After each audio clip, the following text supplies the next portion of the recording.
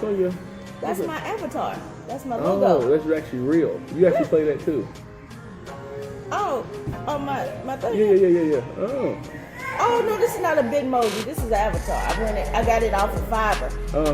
Yeah, and so Fiverr, the website. Fiverr. Yeah, I use that site a lot too. Yeah, and it actually ended up being my logo.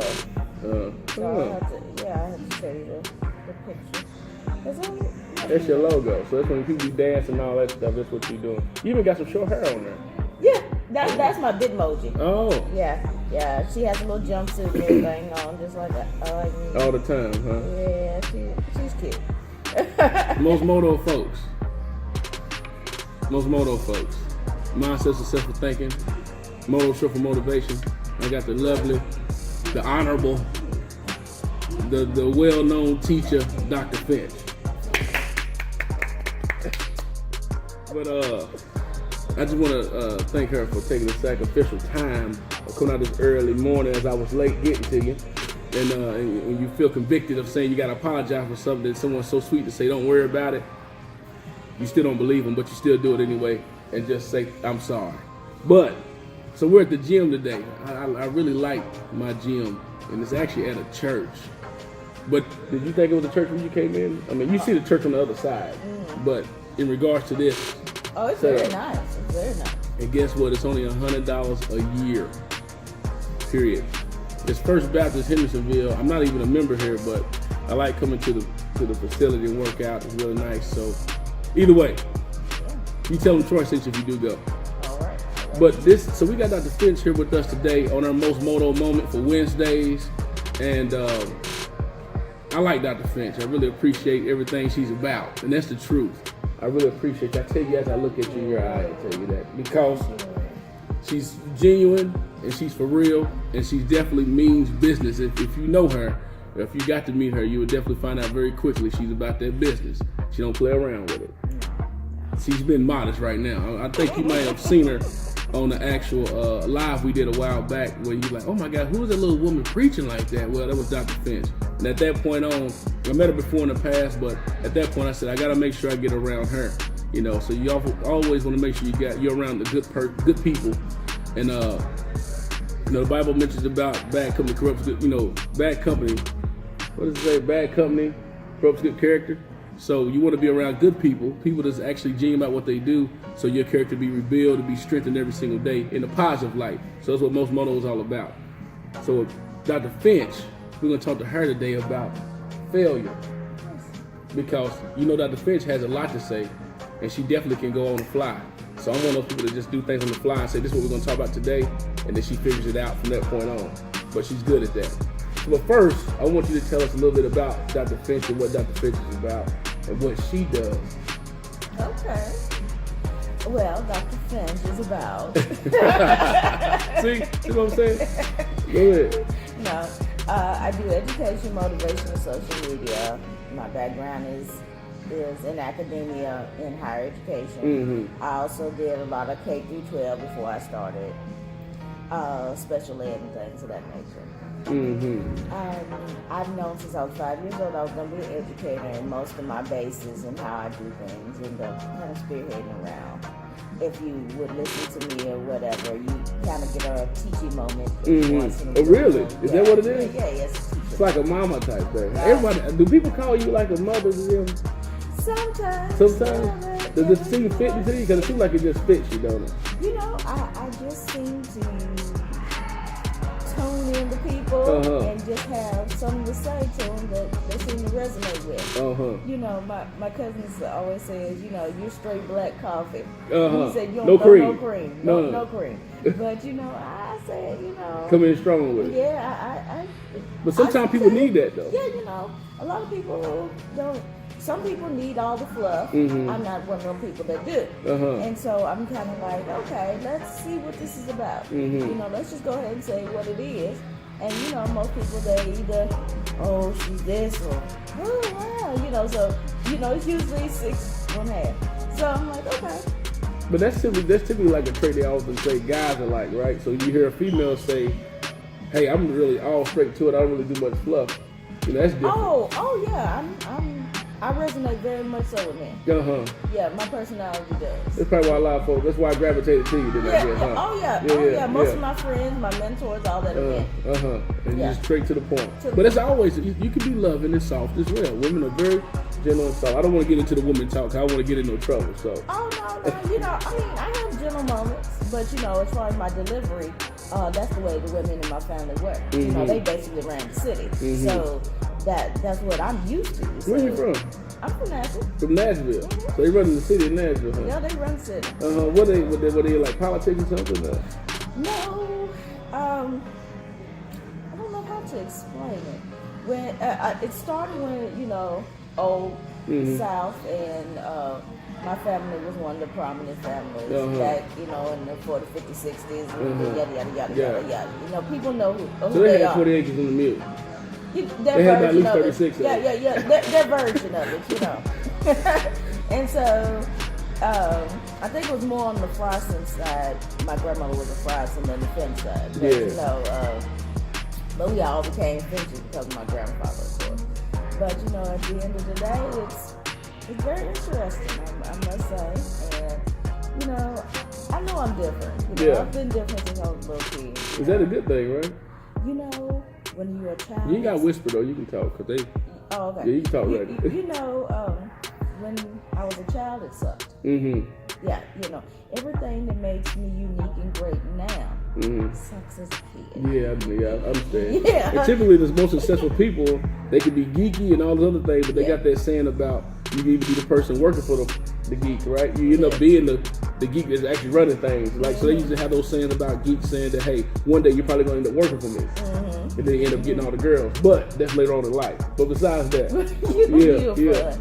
You know, I mean, so I ended up at 30. Or the guys, I'm sorry. Thank you. Yeah, I had to fix that. You know, but when I was 32, I ended up running my own campus and being the dean and all of that. So, you know, I had my doctorate when I was 31, 32. I had a campus, so, you know, it kind of flowed. And help soldiers find jobs, all these different things, you know. So everything that I did built upon.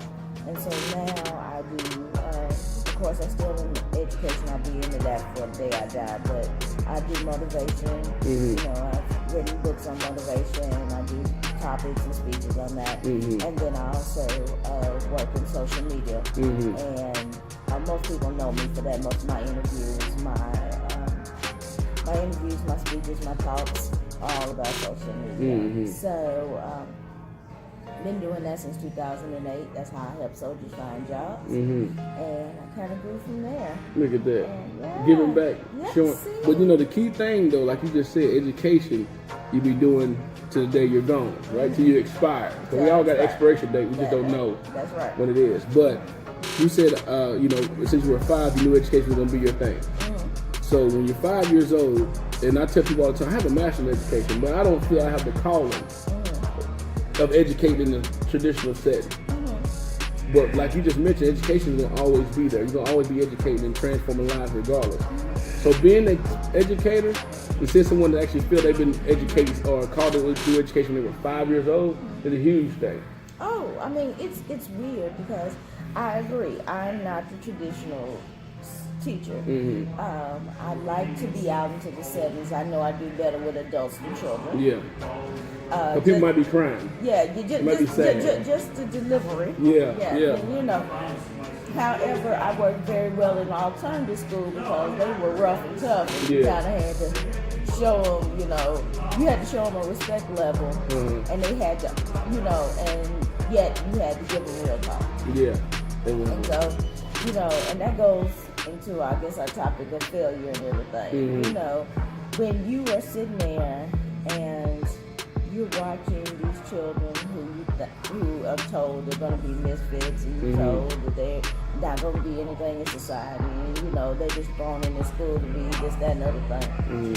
And the moment that child, you put something in them, and that child goes from making 10s on their homework to 88s on their homework, you know, all they need is that care. A little push. A little love. And see, they're very familiar with failing. They were okay with failing. But, you know, that's what they did. But when but it was different succeeding. Mm-hmm. And you know, it's long. And if a child is okay with failing and keep going, adults should do the same thing. Mm-hmm. And you know, a lot of times as adults, we'll try something for a little bit, and if it just ain't working, you know, oh, it just didn't work.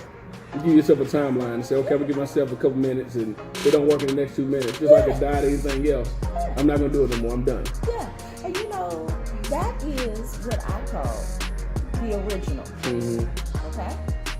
So, my answer to that would be, if the original isn't working, then try the remix. Oh, P. Diddy. Yeah.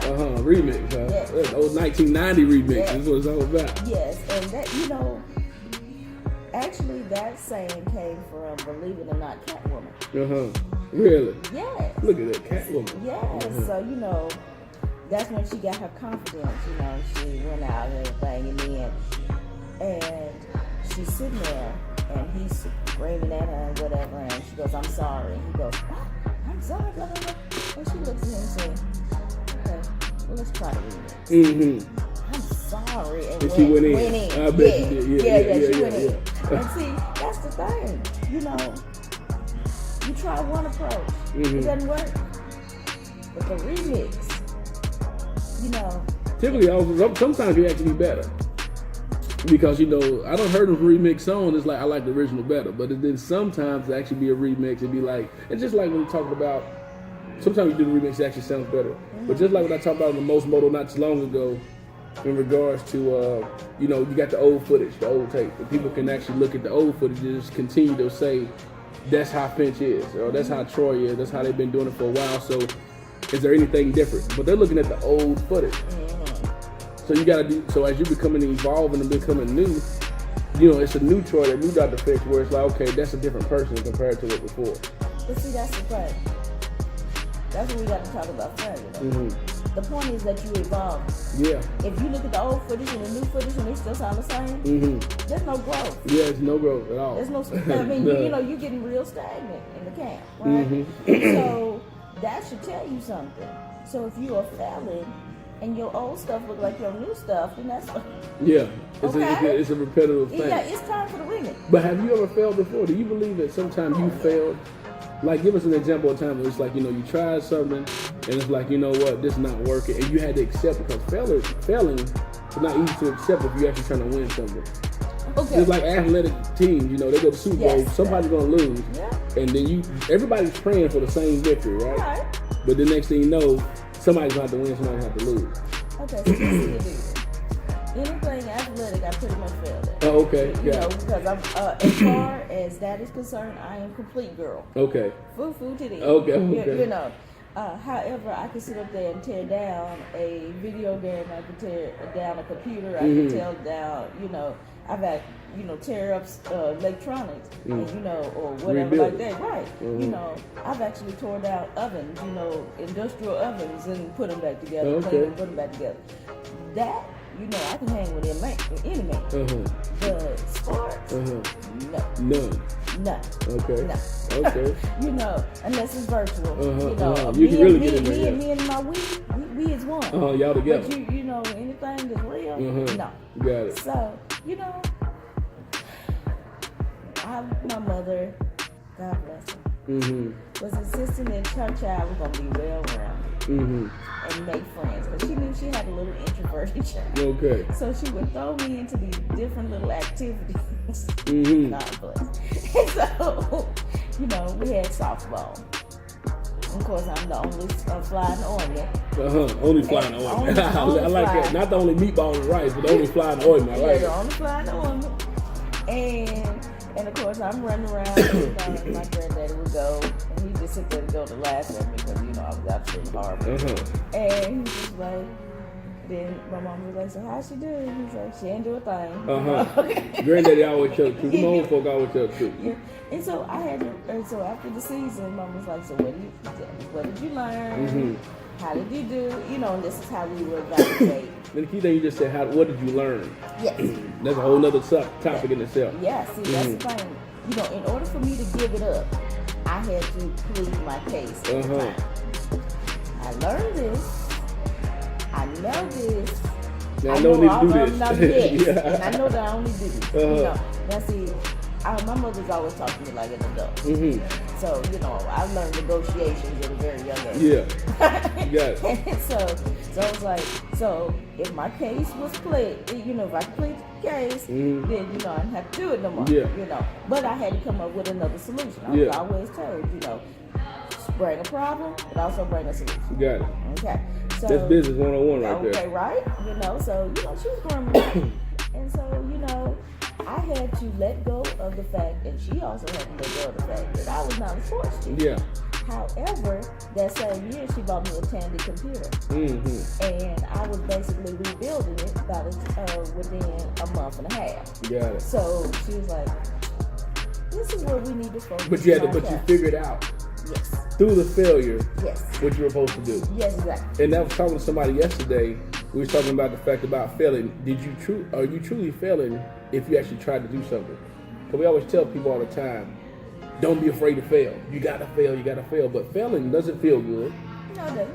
You might take some scars and bruises when you're playing softball. Yeah. You find out you might tore your ACL or something because you were sliding in the dirt wrong or something like that. Oh, I wasn't sliding. You wasn't sliding at all. I watched the ball go away. Right. Go through your leg like, sorry. Yeah, okay. But you find out that, okay, I truly didn't fail. I did not lose because I actually tried to do something. And I found out that wasn't my gift in this area. So I decided to go try this out. But if I fail at that, I found I learned something through that. Get something built up through that motion, then you actually go to the next thing. So that's why I wanted to talk to you today, because you're a prime example of understanding. You know, like in education, it's quite sure it's times you may have failed at something. Yeah. You might have heard people tell you still in school? All the time. You know, you 30-something years old, you ain't blah, blah, you ain't married, you ain't got that. This was at the time. You know, you still in school, you doing it, but you still knew your goal. You knew at 5 years old that I'm going to be doing education. Then you learn that I'm not just going to educate within the four walls of confined to education. I'm going to actually educate throughout life outside of that, because you actually change lives through your mentorship, coaching, social media stuff, and all that. But do that through business. You find out at times you may have failed too. Oh yeah, I mean, you realize that you're not for everybody. Oh yeah, that's a big one right there. But you are for somebody. Yeah. And so you have to go through the weeds to get. You have to go through the tear to get to the weeds. You know, that's biblical. Yeah, you know, exactly. We got to clear the tear to get to our weeds. Right, you right. know, the weed and the tear grow together, but you know you have to break through it. Yeah, exactly. All right. So you have to go through your tear in order to get to your weed. To your wheat. And so, you know, sometimes you'll meet somebody. They may look like wheat, they end up being tear. All right. Several, you know. So like relationships. Accept and move forward before, you know, major impact happens. Yeah. You know, if major impact happens, okay, you know, you learn from it and you move forward.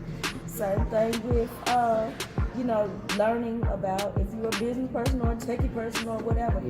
The point is, if you don't do the experience, and this is what I was talking about the other day, as a matter of fact, so you're right on target. It's time for you to start exploring yourself. Because exploring new things. Yeah. Because you end up finding out more about yourself, what you didn't know about. And who should know you better than you? So every time that you go on a new opportunity, that's something that you didn't know about before about yourself. Yeah. You leave with that opportunity no matter what. You get it? I got you. And so at the end of the day, you should look at every failure as something that you learn from. You don't necessarily do again. Because, you know, insanity is doing the same thing, expecting different results. So we try to remix, because there's infinite ways to get to the promised land. You just got to find your way to the promised land. I like it. That's a good segment to lead us into the. What's your last thing? That right there, what you just said could be. You gotta let that sink in, because it can be powerful with that. But what's the last thing you want to encourage the m.o.s.t family about in regards to failing? And then truly, is it really failing if you actually try? What was the last thing you'd like to leave folks with? Okay, so to answer the question, no, it's not failing if you actually tried something, because a lot of people go through life and never try things. Sometimes it's kind of like, you know, G.I. Joe, knowing is half the battle. Yeah. If you don't try nothing, you don't know nothing. So then you've already lost half the battle because you don't have the knowledge. So every time that you fail at something, that's more knowledge that you had to go bigger and deeper into the trenches of your actual purpose. So if you have a purpose and you are confounded by people, places, things, each obstacle is sharpening your sword so that you can go into the next battle a little stronger. So try new things, work your work, but at the end of the day, don't give up, because there is light at the end of the rainbow, as they say. And each one of those nuggets is going to make you a stronger individual. There it is. Dr. Finch here, Troy Smith here. I'm glad we got to have Dr. Finch come out and actually speak to us, to the m.o.s.t community, about failure and how you can actually truly, in a sense, overcome the failure, because you truly don't fail if you actually try to do something. m.o.s.t, mindset successful thinking. Motto short for motivation. The true outcome of having a mindset of successful thinking is having an unwavering expectation of successfully achieving a predetermined goal, knowing the outcome is supposed to happen. Dr. Finch had me once. She coaches me too. And she was talking about, Troy, you got to really talk about that logo. The reason that you have that brain in the logo is because you're trying to renew the mind every single day. That's what the m.o.s.t brain is there for. We're renewing our mind every single day to be better at what we do and not being the same. And if you actually try something and doing something, you truly did not fail if you tried. You truly did not fail if you actually learned something from it to actually go, like she told me before, we were talking about, I mean, sometimes, it's hard to be coached when you actually, in a sense, may be a coach. So she said, Troy, you need a coach. I said, a coach for what? Well, in a sense, when you think about it, Jesus he prayed as well, right? Even though he had all power within him to do anything he wanted to do, he prayed just the same. I'm quite sure some great leaders we know of have had great coaches. And she had mentioned about the fact of just really trying to groom and show, go to the next level. So, for example, we have, you have businesses that I've actually created. I have businesses I've actually started. And she encouraged me to say, just like a lot of individuals, like my mom, and she's like someone, in a sense, spiritually, she said that, everything you've started and done is like a stepping point. It's actually a stepping stone to get you to where you need to go next. But I've learned so many things through those things, so when I actually do something new, I can be successful at the next opportunity. So you truly don't fail. Failure is really not an option in regards to doing something new. You fail by not doing anything at all. That's what happens. If you're going to fail at doing something you don't like doing, why not fail at doing something you actually love to do? You have a good day. Y'all be blessed.